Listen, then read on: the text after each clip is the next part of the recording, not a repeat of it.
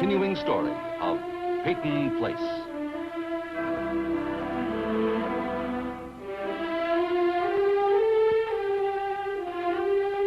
Starring Dorothy Malone as Constance Mackenzie, Warner Anderson as Matthew Swain, Ed Nelson as Michael Rossi, and Mia Farrow as Allison Mackenzie.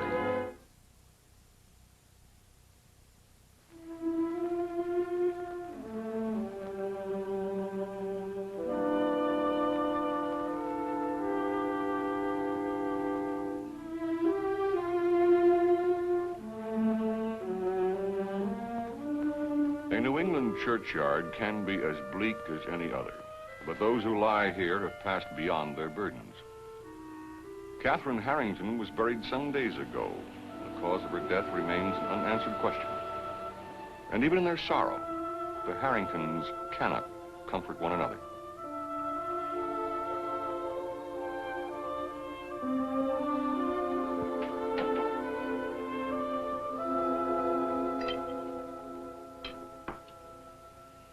Where's Norman? Got up early, went to school. How is he? Dad, don't you know? I'm thinking of taking you up to the lodge, both of you. We have classes. During vacation, we could spend a couple of weeks up there. I'd close the house. Do we have to close the house? Don't you want to? What does Betty want? I don't know. What do you think she wants?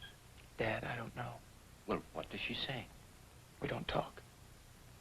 I mean, how can you talk through closed doors? Well, open them enough to talk. I don't want to open them. Just enough to talk. Rod. What do you want? I don't know. I want her out of this house. Good morning. Don't get up. I wasn't getting up, I was going out. To class. You don't have to explain. Goodbye, Dad. Goodbye, son. Goodbye, Rod.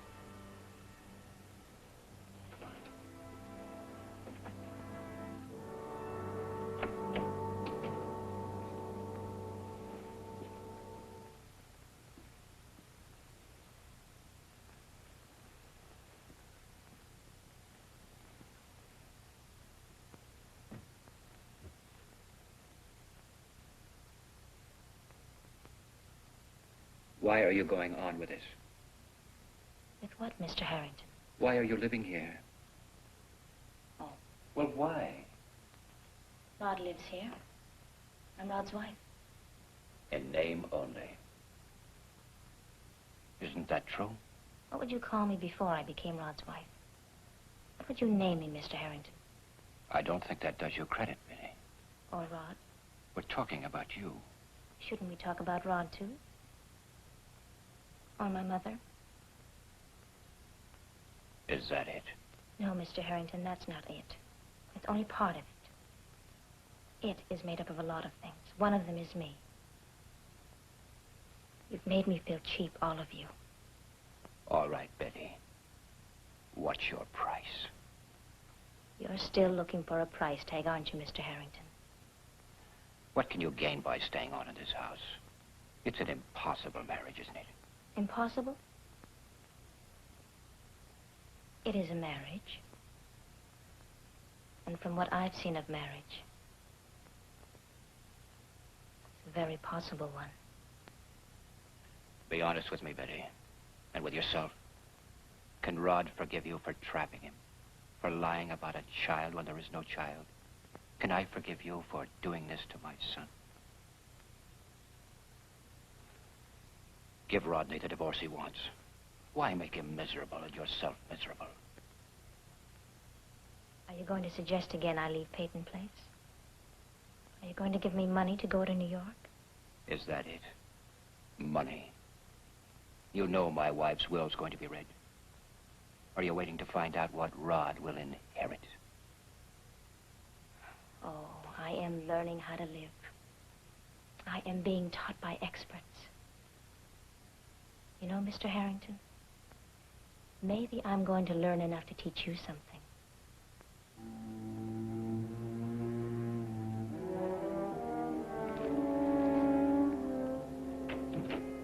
You're a very foolish girl, Minnie. Now be smart.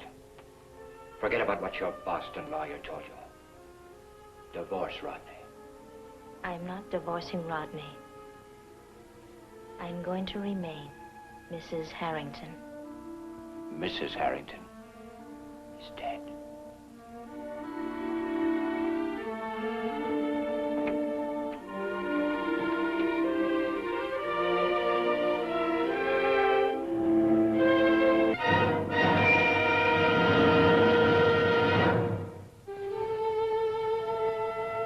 Hello, Allison. Hello, Mr. Anderson. Going home? Yes. You know, Allison, someday I mean to have a very serious talk with you. Yep. You're a serious girl, aren't you, Allison? I suppose I am. Yeah. Why did you ask me that? Well, there aren't many serious girls now. Oh, I think there are, Mr. Anderson. More than you know. I don't see them. They skitter. Mr. Anderson. Well, perhaps it's better to skitter, Allison. To skitter and skim. Like those little water bugs. Did you ever see them on the surface of a pond? Yes. They skitter and skim. All day long.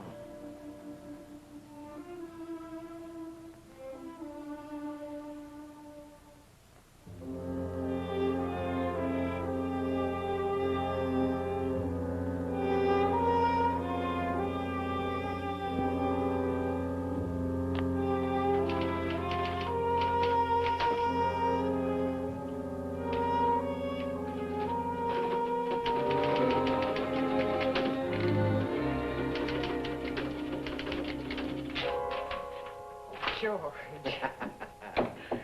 Just admiring the world's most beautiful wife and secretary. Wife and secretary, all in one. And what do you think I got here, huh? What do you think Big George is going to produce? Not from thin air, no, sir, but right here. Signed, sealed, and delivered. Oh, Julie, I really sold that guy. Yeah, and over a couple of hamburgers, if you please. We weren't even drinking. Okay, Miss Pessimist. How about a big kiss, huh? How about a little applause from the grandstand? George, I am proud of you. All right, say it. Who was right all along, huh? Everything's looking up, baby. Well, did you, talk to Betty? Yes. Uh-huh. What'd she say? Well, she's still there. You bet she is. That's why she's gonna stay. You know what counts with a man, Julie? When he has a woman who's crazy about him. You remember us when we were their age? Yes. You bet you do.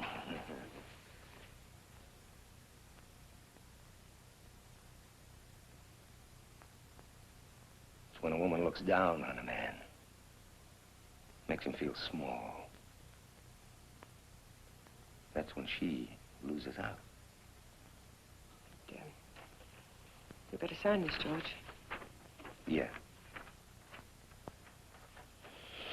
Anyhow, a kid like that who can go and get a lawyer all on her own. Now, that's the kind of girl to put your money on. Yes, sir. Oh, George. Julie. Les. This is quite an honor. Well, how do you like the office? Very impressive, George. I'm glad you're both here. It's time we had a talk, the three of us. About what? Your daughter and my son. Oh. Take Les's coat, Julie. Oh, I'm all right, Julie. I'm going to be very honest about this. Is this going to be a long story, Les? A short story. Betty needs some good advice. She won't listen to me, so I'm asking you to talk sense to her. While there's still time. Time? To do what? Avoid a lot of unpleasantness. I'm asking you to persuade her to do the decent thing. Give Rod a divorce. Has he grounds? You're not going to do it, are you, George? No. I'm going to stand behind my daughter. Maybe I shouldn't blame her for tricking the boy. She's learned too much from you, George. I don't like to hear you say that, Les. George, please, Les. I'm sorry, Julie. All right, let's stick to the point. Yes, let me see, where were we? Oh, yes, I asked you a simple little question. Has he grounds for divorce? Her lawyer says no, but I haven't consulted my lawyer yet. He may disagree. Oh? Is that a threat? Yes. Is he in court? I'll say this about you, George. You were never one to do the decent thing. Please, don't leave it like this. I know it isn't the way we'd like it, but do we have to fight and go into court, spread our lives out for people to look at? Why shouldn't we, Julie? Look, we were children together, the three of us. And look at us now, arguing over our own children. I'm sorry, Jenny. Well, maybe I can't defend Betty for everything she's done, but is Rod without blame? Are we? I'm not trying to blame anyone. Look, all I'm asking for is a little time for Betty, for Rod, too. Oh, Les, there's always time to break up a marriage. Please wait. Wait. All right, we'll see.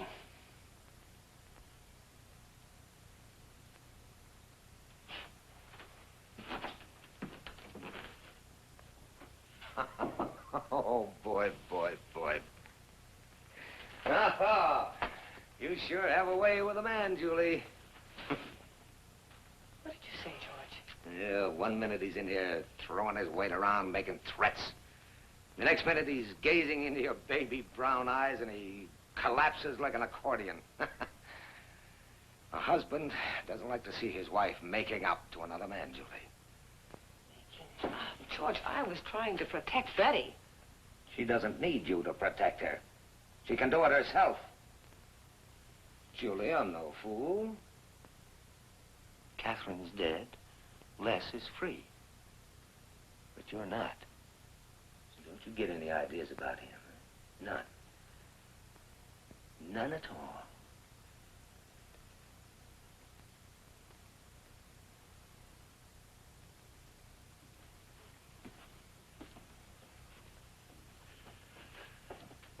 Ever did like these x-rays? Figure what you don't know can't hurt you. Well, you know you have some pain, Mr. Carson. Sure, but I can live with it. No, you can't. Dr. Rossi, this comes at a bad time for me. I'm talking about my son. If Elliot gets his parole, he'll be coming home. Is that worrying you? I might. Why? Are you afraid of something, Mr. Carson? Now, why should you ask that? You act afraid. You may think I have no right to ask that question, but as your physician who's trying to help you, I believe I do. And as the man living at the house where Elliot's wife was murdered, Yes, that too. he has his rights, too. The right to try to find the man who really did kill her. What if he doesn't find that man? Could happen. What if there is no such man? We just have to wait and see. Mr. Carson, are you afraid your son Elliot is guilty? He says he isn't. And I've never known him to lie to me. Yes? Dr. Morton's secretary's on the phone. He'd like to see you at 11 o'clock. Do you want to talk to her? No, just tell her I'll be there. Well, I'm going to ask you to take it easy meanwhile, Mr. Carson. I will. Goodbye, Doctor. Goodbye. Goodbye, Mr. Carson.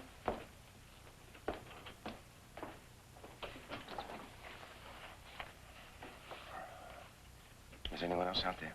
No. I'm sure everything will be all right. Are you, Laura? You have a lot of faith in Peyton Place. No. Faith in you, Doctor. I appreciate that. I appreciate that very much. Well, you're a fine doctor, and I think you know what else I was going to say. Well, all right. You leaving now? Yes, sir. I can't stay around here. I'm no good at waiting.